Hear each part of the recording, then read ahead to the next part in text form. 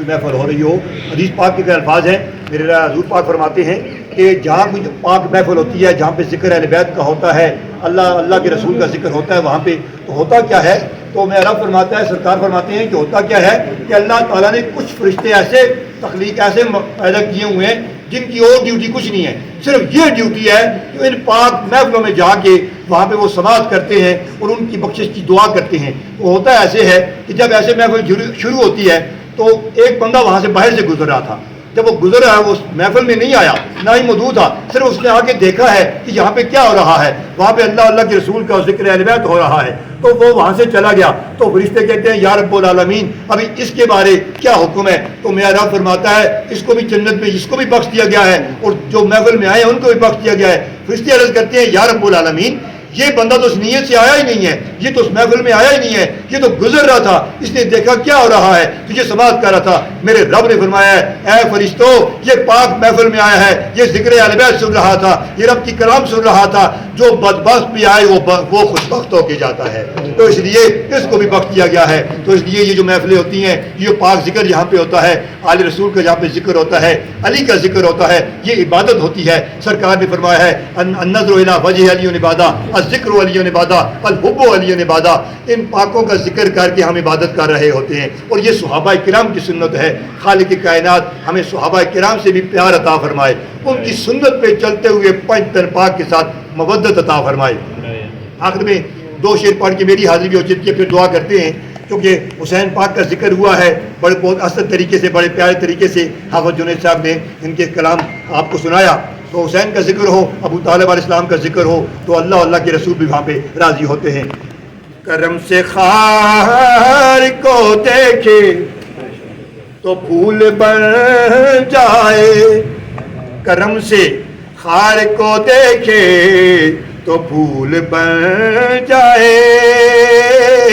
کرے جو بات تو حق کا اصول بن جائے، اور علی کے باپ کی گود کی تاثیر تو دیکھو، ایک یتیم کو پالے رسول بن جائے، رسول بن جائے۔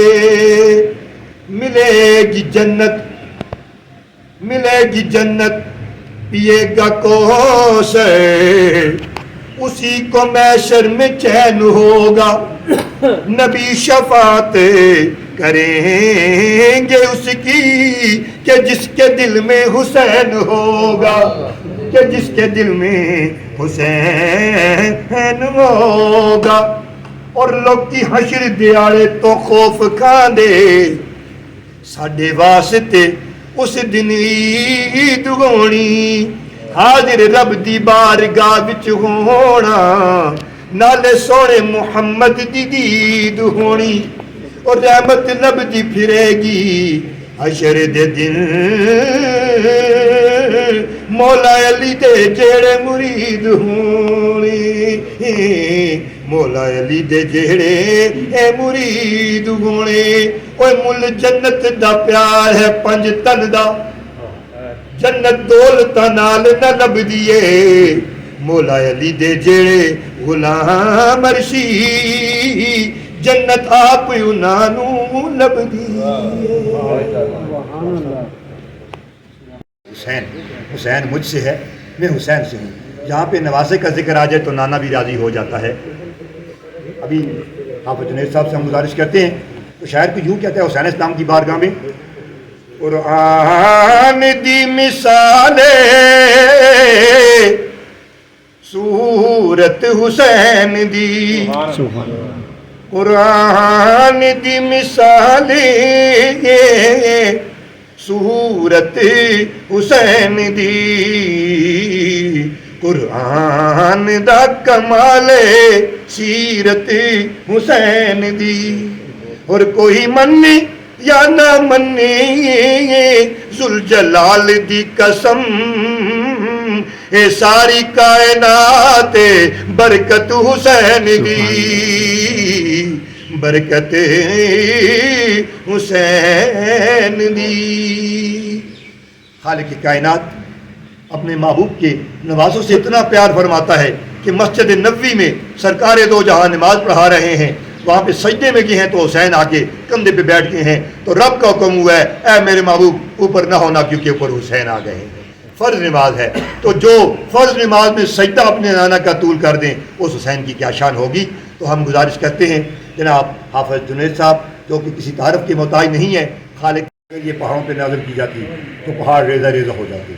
اس کلام کی بڑی برکت ہے، جہاں پہ اللہ کی پاک کلام پڑھی جاتی ہے وہاں پہ رحمتوں کا نزول ہوتا ہے۔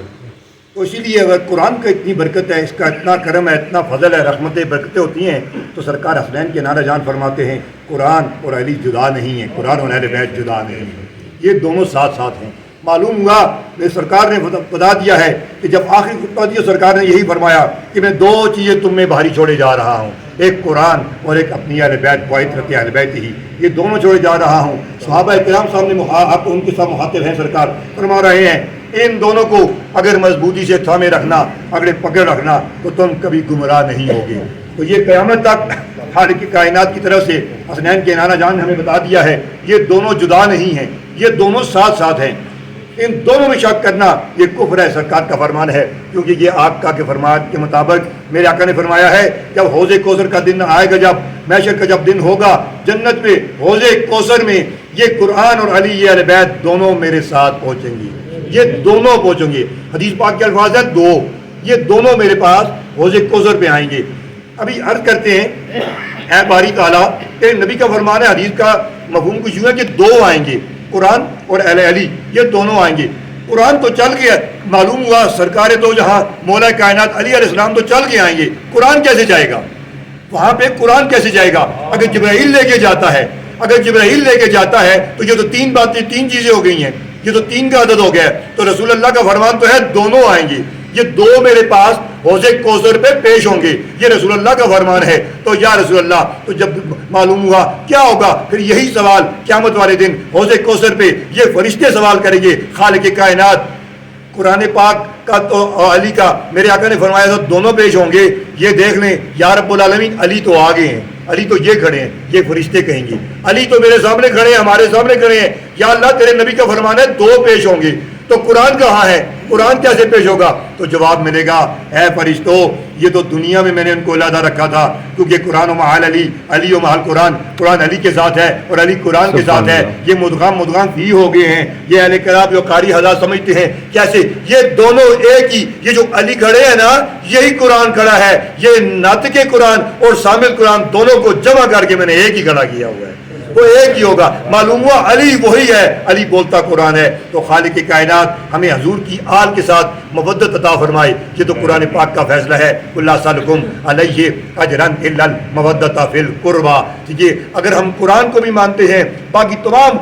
ہم تمام ارکان کو مانتے ہیں، دین کو مانتے ہیں، لیکن سرکار کا فرمان ہے، حدیث پاک سناتا چلوں، میرے آقا نے فرمایا ہے کعبہ میں بے شک وہ اتنا عرصہ رہے، نوح علیہ السلام کی عمر پائے، حوض کوثر پہ وہاں پہ وہ پانی پیتا رہے، زمزم بے شک پیتا رہے، لیکن رائی دانے برابر اگر تھوڑی سی بھی اگر علی کے ساتھ بغض تھا، سرکار نے فرمایا جنت کی وہ خوشبو بھی نہیں سونگھ سکتا، وہ جا بھی نہیں سکتا۔ معلوم ہوا کہ کوئی نشے کرتی ہے، قرآن کہتا ہے اہل بیت کے ساتھ مودت ہے، ان کے ساتھ پیار ہے۔ اگر قرآن سے کچھ حاصل کرنا ہے، قرآن سے لینا ہے تو اہل بیت کے ساتھ مودت کرنی پڑے گی۔ ان دو